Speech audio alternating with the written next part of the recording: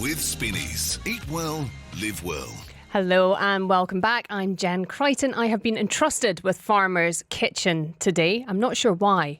They keep giving me food and I probably should not be trusted, especially with the box of cookies that Courtney Brandt has just brought into the studio. Hello, how are you? Hello and happy Friday. Yes, I thought, you know what, you have had, you're in the hot seat. What can I do to make it better? Cookies make everything better and butter makes literally everything better.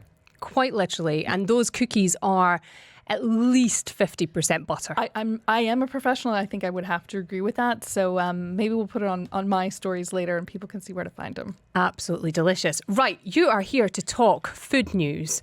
And we were debating earlier on what stories to include. And I mean, the first one that I saw today that I sent to you made us both laugh a lot.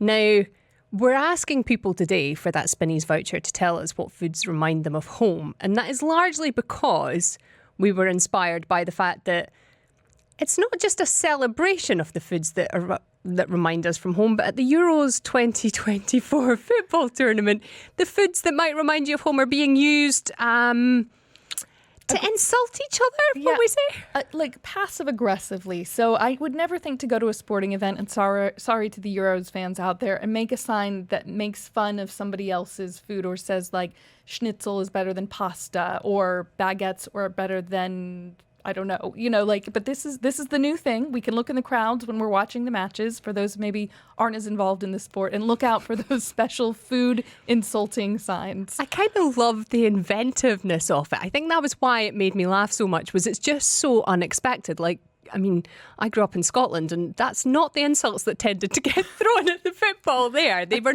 rarely about baguettes. Yes, a kindler, gentler, as you said earlier, we could break pasta at somebody or a baguette.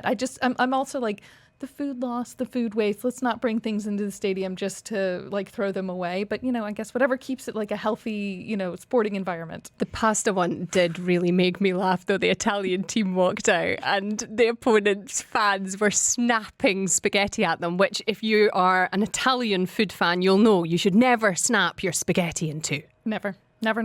Yeah. I loved this story, though. It was such a good one. It was hilarious. And while we're on kind of passive-aggressive, slightly sarcastic, you've got a review that's been raising eyebrows this week. I do. And I do a newsletter every week. It was the one that had just a lot. So we know The Guardian, obviously a journalistic statement of record. And for those who don't know, Jay Rayner is a very, very well-known and talented food journalist. He went to Gaia, which we know, of course, from DIFC, that has opened in London. And he had some things to say about it. And I mean, it should be said, he loved the food. He did. Yeah. But it was the Dubai pricing that raised his eyebrows, right? Correct. There were some very not so subtle jabs at maybe lifestyle choices that were made. I do think he did like it, but I think to me, at the end, he does his due diligence and there's a fish dish on there. So he calls up his local fishmonger friend and he's like, hi, mate, basically, how much should this cost? And it was about 5 times the price. And there's all about making a profit, but I think we have to kind of look in. So I know some Dubai restaurants like the Main have opened obviously in London as well and have to wild success. But this one is, do you know what? Read it as a laugh. Don't read it to be too serious. The line that made me laugh was, it's a lovely dish for £24. Unfortunately, it costs 42. Yes.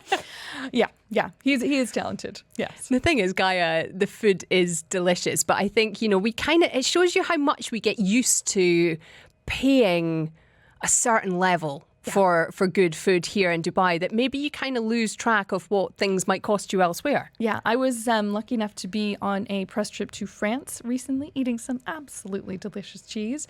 And we would go to different places and, you have that price fix or you have whatever it is. And you just, we had an amazing meal one day. It was at a little town and you just got your 3 dishes and you get big helpings. And it's, it's authentic food that we don't always have to go and pay tons of money. We can have great food at a price that makes sense. And it costs 80, 90, 100 dirhams as opposed to 10 times that, right? Yes. It's the difference of I think here a lot of times you have to really think do I want to go out and how do I want to spend my money? And maybe in other parts where we're, our home style or what we think of at being at home, we just go and we don't really think about it as much.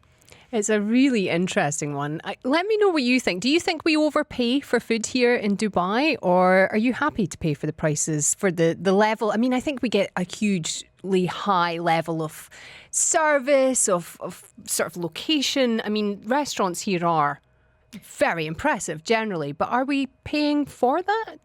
I mean, yes, square footage. We should invite Chef Calvin, a friend, back and ask him. But we also have to think, geographically, Dubai is quite remote. So as much as we're seeing huge strides with like Dibba Bay oysters, which have that less of a carbon footprint, or things that are, being made here or created here, we do have to fly a lot of things in, and unfortunately that cost could end up with the final customer.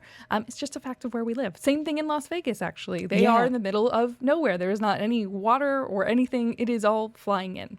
Absolutely, and it makes sense, but perhaps means that you need to look a bit differently at your pricing when you're somewhere like London, where produce is perhaps a bit less remote to you. That's a very nice way to put it.